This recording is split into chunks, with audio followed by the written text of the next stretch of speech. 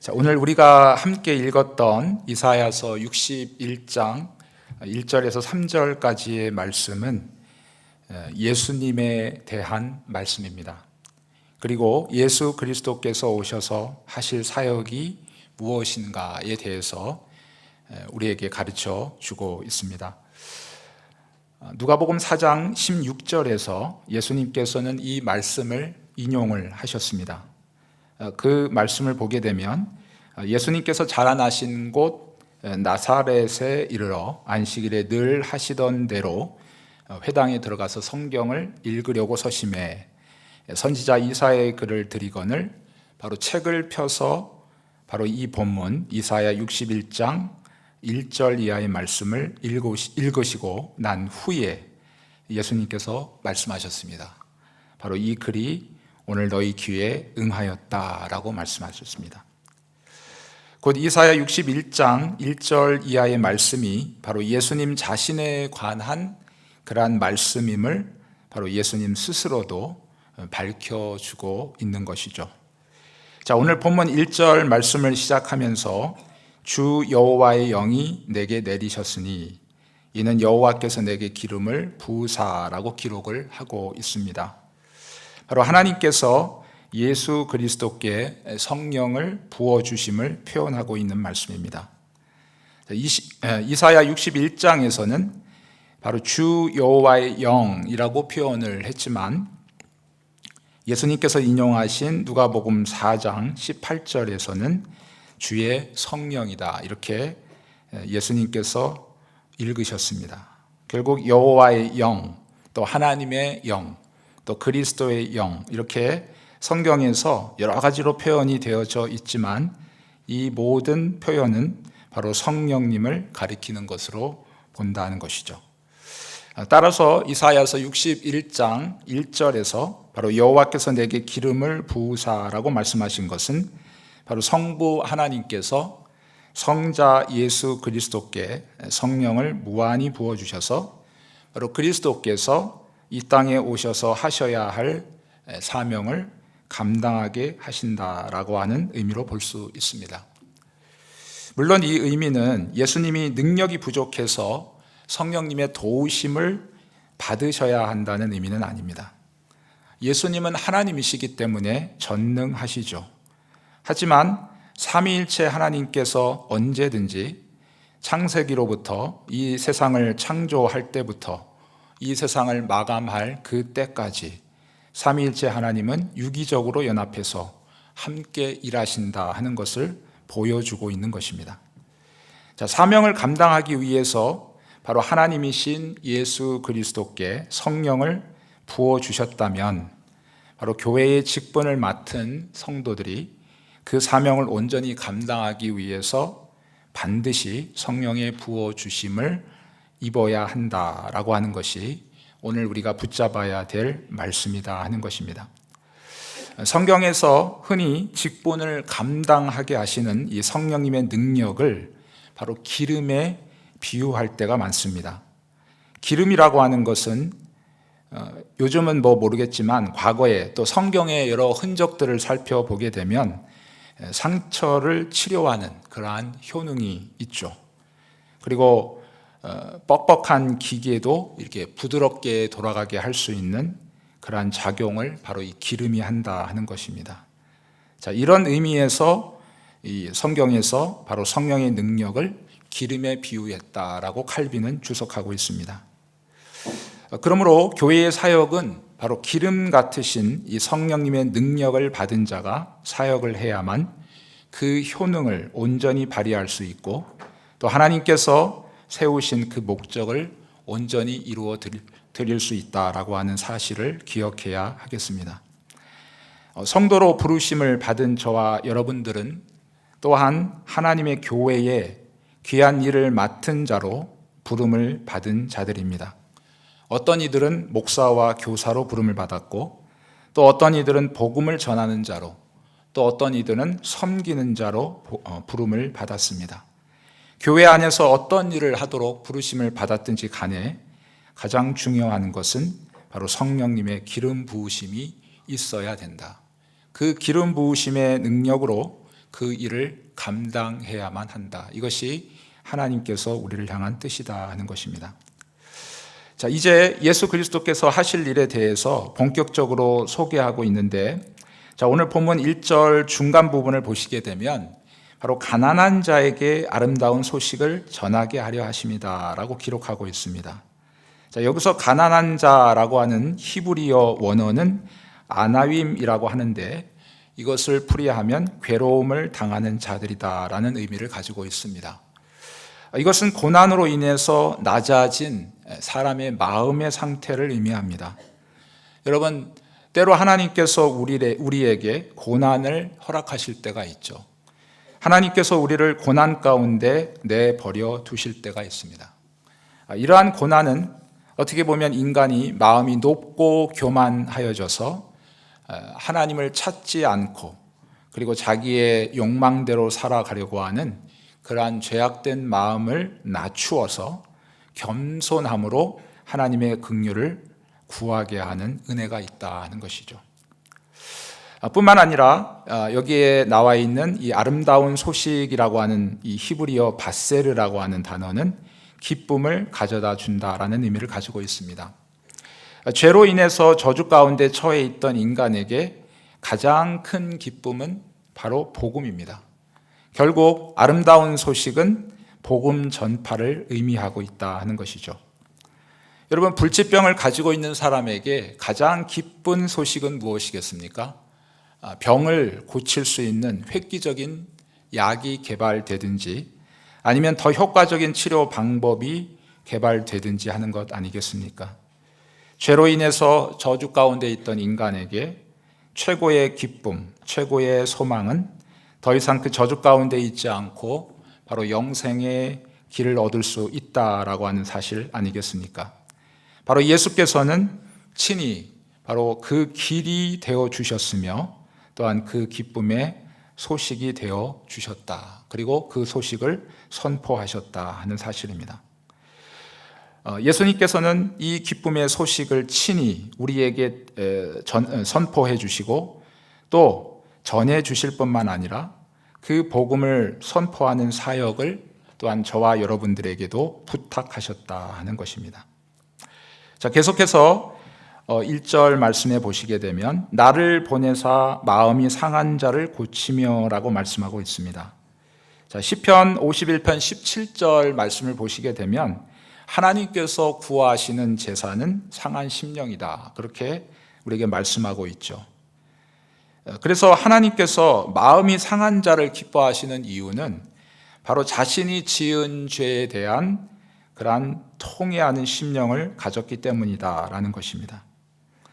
또한 그리스도께서는 바로 죄에 포로된 자에게 자유를 주시고 그리고 죄로 인해서 저주 가운데 갇힌 자에게 노임을 선포하셨다 하는 것이죠. 요한복음 8장 34절에 보게 되면 예수님께서는 죄를 범하는 자마다 죄의 종이다 그렇게 말씀하셨습니다. 죄를 짓는 자는 분명히 죄의 노예죠. 그리고 사탄의 노예가 될 것입니다. 그는 자신의 힘으로 그 죄의 구렁텅이에서 빠져나올 수 없습니다. 그러나 요한복음 8장 36절에 말씀하시기를 아들이 너희를 자유롭게 하면 너희가 참으로 자유로우리라 라고 말씀하셨습니다. 그리스도를 믿어서 바로 하나님의 자녀가 된 사람은 진정한 자유와 그리고 기쁨과 그리고 평안을 누리게 된다 하는 말씀을 하고 있습니다. 자, 오늘 우리가 읽었던 2절 말씀 함께 읽도록 하겠습니다. 2절 말씀입니다. 시작. 여호와의 은혜의 해와 우리 하나님의 보복의 날을 선포하여 모든 슬픈 자를 위로하되. 아멘. 자, 이 말씀 속에서 은혜의 해라고 하는 것은 바로 하나님께서 은혜를 주실 때라고 하는 것을 의미합니다. 자, 고린도 후서의 6장 2절의 말씀을 보게 되면 내가 은혜 베풀 때에 너에게 듣고 구원의 날에 너를 도왔다 하셨으니 보라 지금은 은혜 받을 만한 때요 보라 지금은 구원의 날이다 그렇게 말씀하셨죠. 유대인이나 또 이방인이나 남자나 여자나 종이나 주인이나 차별이 없이 바로 누구든지 예수 그리스도를 믿으면 구원을 받는 때, 바로 그때가 지금이다라고 하는 것이죠. 지금 여러분 우리가 살아가고 있는 시대를 보십시오. 매스컴을 통해서 들려오는 소식들은 우리가 가히 상상할 수 없는 끔찍한 일들이 일어나는 그러한 일들을 보게 됩니다.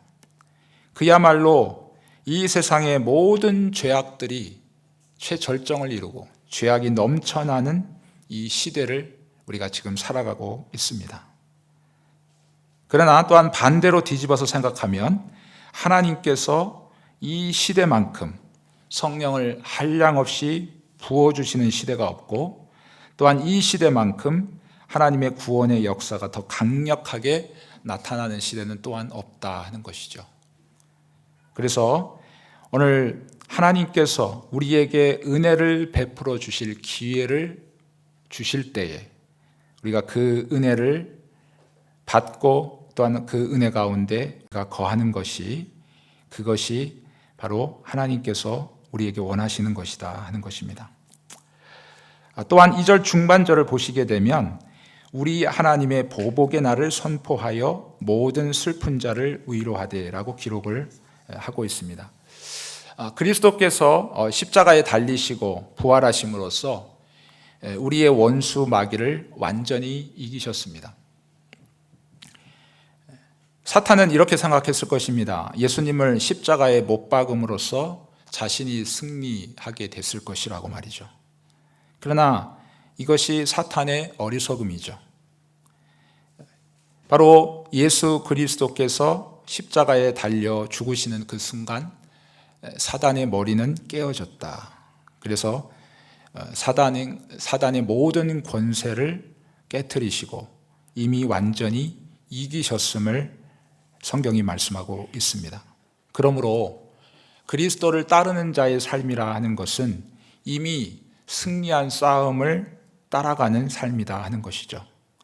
우리가 하나님의 말씀을 지키고 또 우리가 열심히 사탄과 싸움으로써 진정한 승리를 얻어내는 것이 아니고, 그리스도께서 이미 이 땅에 오셔서 십자가의 고난을 당하시고 죽음의 권세를 이기셔서 부활하심으로 사탄의 권세를 완전하게 이기셨으니 이미 우리는 승리한 그 주님의 길을 따라가기만 하면 되는 것이다. 그 주님의 길을 따라가는 것이 진정한 승리의 길이다. 이것이 어떤 의미에서 성도들에게서 있어서는 진정한 위로가 될 것입니다. 자, 3절 말씀을 함께 읽도록 하겠습니다. 3절입니다. 시작. 무릇 시온에서 슬퍼하는 자에게 화관을 주어 그 죄를 대신하며 기쁨의 기름으로 그 슬픔을 대신하며 찬송의 옷으로 그 근심을 대신하시고 그들이 의의 나무 곧 여호와께서 심으신 그 영광을 나타낼 자라 일컬음을 받게 하려 하심이라. 아멘. 여러분, 3절 초반부에 나오는 시온에서 슬퍼하는 자라고 하는 이 의미는 죄악을 인해서 애통하는 성도들을 가리키고 있습니다. 자, 예수께서도 마태복음 5장 4절 말씀에 애통하는 자는 복이 있다. 저희가 위로를 받을 것이다. 이렇게 말씀하고 있죠. 자, 하나님께서 그의 피로 사신 성도들에게 화관으로 그 죄를 대신하며 또 기쁨의 기름으로 그 슬픔을 대신하며 또 찬송의 옷으로 그 근심을 대신하며 이렇게 기록하고 있습니다. 자, 여기서 화관이라든지 기쁨의 기름 또는 찬송의 옷은 모두 하나님께서 성도들에게 주시는 그러한 기쁨을 의미합니다. 반대로 죄, 또 슬픔, 근심은 말 그대로 슬픔 그 자체를 의미한다고 할 수 있습니다. 하나님께서는 성도들에게 기쁨을 주시고 모든 슬픔을 거두어 가실 것을 말씀하고 있다 하는 것이죠. 요한계시록 21장 4절 말씀에 보게 되면 이 말씀을 우리에게 더 확증시켜 주고 있죠. 한번 찾아서 읽어보도록 하겠습니다.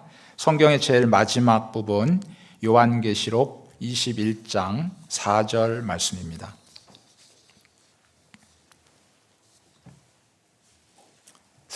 신약성경 제일 마지막 요한계시록 21장 4절 말씀,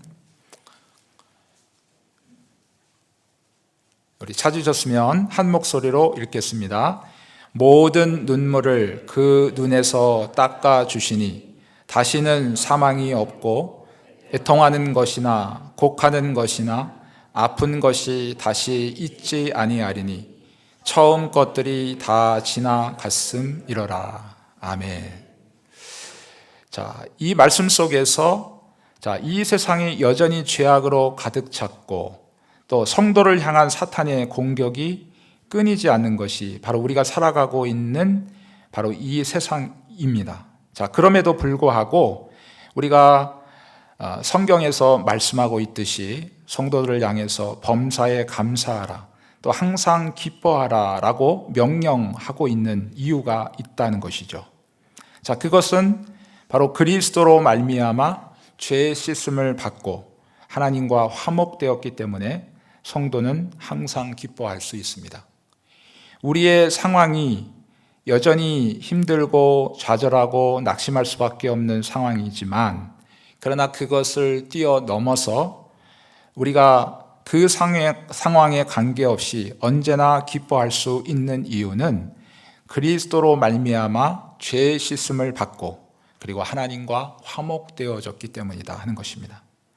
자, 로마서 5장 1절 말씀에 우리가 믿음으로 의롭다 하심을 받았으니 우리 주 예수 그리스도로 말미암아 하나님과 화평을 누리자, 이렇게 얘기하고 있지만 또 다른 번역에서는 예수 그리스도로 말미암아 하나님과 화평이 있다라고 얘기하고 있습니다. 자, 2절 말씀을 보시게 되면 또한 그로 말미암아 우리가 믿음으로 서 있는 이 은혜에 들어감을 얻었으며 하나님의 영광을 바라고 그리고 즐거워한다 하는 것입니다.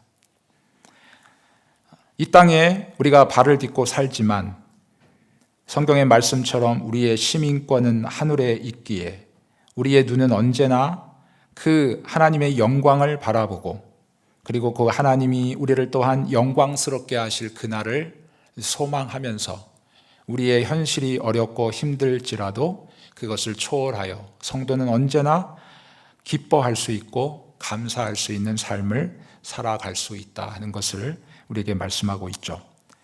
자, 또한 요한일서 1장 9절 말씀에 보게 되면 만일 우리가 우리 죄를 자백하면 저는 미쁘시고 의로우사 우리 죄를 사하시고 모든 불의에서 우리를 깨끗하게 하실 것이다 하는 것입니다. 그리스도께서 우리의 죄를 이미 깨끗하게 하셨습니다. 여러분이 예수를 믿는 그 순간 우리 아담으로부터 흘러내려왔던 모든 원죄가 완전히 용서함을 받았습니다. 세상 사람들은 죽음의 문제, 죄의 문제, 이 문제를 해결할 수 없기 때문에 그것으로 인하여 평생 고통하며 또 영원한 지옥의 저주 가운데 있을 것이지만, 그러나 성도들에게 있어서는 바로 이 죄의 문제가 해결되어졌다. 죄의 문제가 해결되어졌다는 것은 우리의 영원한 문제가 해결되어졌기에 우리는 이미 하나님께로부터 모든 것을 받았으므로 여러분, 우리의 삶이 비록 힘들다 할지라도 우리는 언제나 기뻐할 수 있고 하나님께 감사할 수 있다 하는 것을 성경이 우리에게 증거해 주고 있는 것이죠. 자, 두 번째로 성도가 이 땅을 살아가면서 항상 기뻐해야 할 이유는 그리스도의 사랑을 확신하기 때문입니다. 예수께서 죽으신 것도 우리를 위하심입니다. 예수께서 이 땅에 오신 것도 우리를 위하심이고 예수께서 부활 승천하신 것도 우리를 위하심입니다. 예수께서는 바로 그의 사랑하시는 자녀들을 위해서 목숨까지도 내어주셨습니다. 그러니 무엇을 더 그 자녀들을 위해 아끼시겠습니까? 하나님께서는, 그리스도께서는 우리를 위해 모든 것, 가장 좋은 것을 주시기를 원하신다는 것이죠. 그래서 이 그리스도에 대한 사랑, 이 하나님의 사랑을 확신하기 때문에 성도는 때로 내가 기대하지 않았던 고난이 오고 내가 기대하지 않았던 형통함의 문제들이 해결되지 않을지라도 이 모든 문제들이, 이 모든 일들이, 나에게 일어나는 이 모든 일들이 하나님이 나를 사랑해서 허락하신 것이다. 이러한 확신 가운데 있기 때문에 어려운 일이 닥쳐도 우리는 하나님을 향하여 원망할 수 없고, 힘든 일이 있어도 우리는 오히려 감사하며 기뻐할 수 있는 원인이 된다는 것이죠. 자, 마지막으로 성도들이 예수 그리스도로 말미암아 모든 문제가 해결되었고 또 구원이 완성되었기 때문에 우리가 기뻐할 수 있습니다. 그러므로 우리를 위한 구원을 완성하시고 은혜를 주시는 주님만을 바라보아야 합니다. 그때에 우리에게 바로 이 세상에서 경험할 수 없는 그런 하늘의 기쁨을 경험하며 그 기쁨을 맛보며 이 땅에서 살아가게 될 것입니다. 반대로 그 눈이 주님을 향한 우리의 눈이 우리 자신에게 있거나 또는 이 세상을 바라보게 된다면 그 기쁨을 잃어버리게 되겠죠. 그래서 우리는 사방을 바라볼 필요가 없습니다. 자, 뒤를 돌아보면 우리의 실패한 일들 때문에 걱정과 두려움이 우리를 짓눌러 오게 되죠. 또 앞을 바라보게 되면 우리의 앞날이 도대체 어떻게 이루어질 것인가, 도대체 우리의 앞날에 소망이 보이지 않는 이 모든 일들로 인하여 걱정과 두려움으로 가득 차게 될 것입니다. 또한 우리 자신을 들여다보면 우리 자신의 연약함으로 인해서 더 낙심에 빠지게 될 것이죠. 그러므로 저와 여러분들은 예수 그리스도만을 바라보시기를 바랍니다. 그러면 하나님께서 주시는 그 하늘의 기쁨을, 비록 이 땅에 발을 딛고 살게 되겠지만 그러나 이 땅에서 그 하늘의 기쁨을 누리게 되고 영원토록 빼앗기지 않게 될 것입니다. 자, 3절 우리 끝부분에 나와 있는 의의 나무라고 하는 구절이 나옵니다. 바로 이것은 여호와 하나님께서 심어주신 든든하고 영고한 의를 가진 성도들을 의미하고 있습니다. 여러분, 이사야서 61장을 펴놓고 계시다면 이사야서 60장 21절 말씀을 한번 같이 읽어보도록 하겠습니다. 그 앞장이죠. 이사야서 60장 21절 말씀, 자, 찾으셨으면 한 목소리로 읽겠습니다. 내 백성이 다 의롭게 되어 영원히 땅을 차지하리니 그들은 내가 심은 가지요 내가 손으로 만든 것으로서 나의 영광을 나타낼 것인즉. 아멘.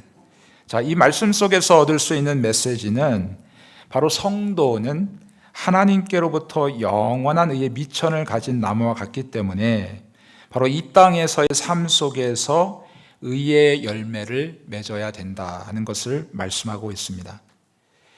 요한복음 15장 16절 말씀, 자, 우리 한번 다시 마지막으로 한 번 더 찾고 말씀을 마치려고 합니다. 자, 요한복음 15장 16절, 신약성경 174페이지입니다. 요한복음 15장 16절, 신약성경 174페이지.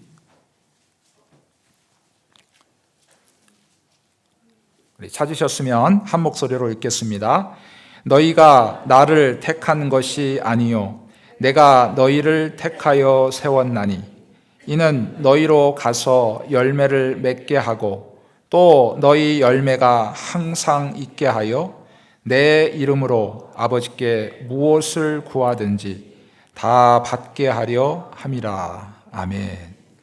자, 하나님께서는 여러분 의의 열매를 맺게 하시려고 저와 여러분들을 세상으로부터 부르셨다는 것입니다. 의를 행하는 것은 괴로운 것이나 부담스러운 것이 아니라 하나님을 기쁘시게 하는 것이고 또한 우리에게도 기쁜 일이기에 힘써 의를 행해야 하겠습니다. 이것은 다른 말로 표현하면 하나님의 말씀을 따라 살아가는 삶이죠. 또 다른 말로 표현하게 되면 그리스도의 거룩함을 닮아가는 성화의 삶이라고 말할 수 있겠습니다. 하나님께서 저와 여러분을 구원하시고 그리고 죄악된 저주 가운데서 우리를 불러내신 이유는, 가장 큰 이유는 바로 하나님처럼 우리도 의를 행하게 하려 하십니다. 이것이 하나님께서 저와 여러분을 향해서 가장 바라시는 것입니다. 이 땅에서 우리가 완전하게 그 의를 이루어 드릴 수는 없겠으나 하나님께서는 우리의 마음의 자세를 먼저 받으시기를 원하시죠. 거듭남이라고 하는 것은 뭡니까? 하나님 알지 못했던 불신자일 때는 우리가 죄를 지어도 죄에 대한 부끄러움이나 또는 거기에 대한 거부감이 전혀 없이 사람들은 죄를 짓게 됩니다. 그러나 거듭난 이후에 새로운 생명이 우리 마음 가운데 심겨지게 된 이후로부터는 더 이상 죄에 대한 혐오감이 생기게 되는 것이죠.